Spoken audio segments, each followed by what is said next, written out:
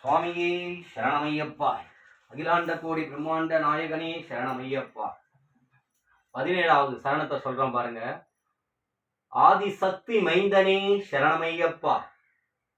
இவ்வளவு ஒரு அற்புதமான சரணம் பாருங்க. ஐயப்ப சரணம். ஆதிசக்தி மைந்தனே சரணமையப்பா.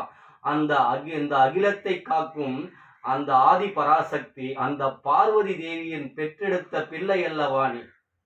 அதான் சொல்றாங்க, ஆதிசக்தி மைந்தனே சரணமையப்பா.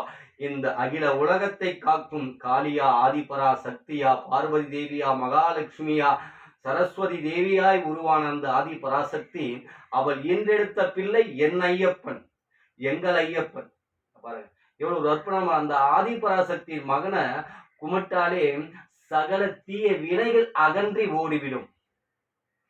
அப்ப நம்ம அவனை கும்பிடத்துக்கு நம்ம என்ன நினைக்கணும்? ஐயப்பா, நான் உன்னை வணங்க வேண்டும் என்று நினைத்து மனம் உருகி நின்றால் ஐயப்பன் நேரில் வந்து உன்னை வணங்குவதற்கு காட்சி தருவான். அதுதான் ஐயப்பன். ஆதிசக்தி மைந்தனே சரணம் ஐயப்பா. சுவாமியே சரணம் ஐயப்பா. சுவாமியே சரணம் ஐயப்பா. அகிலாண்ட கோடி பிரம்மாண்ட நாயகனே சரணம் ஐயப்பா.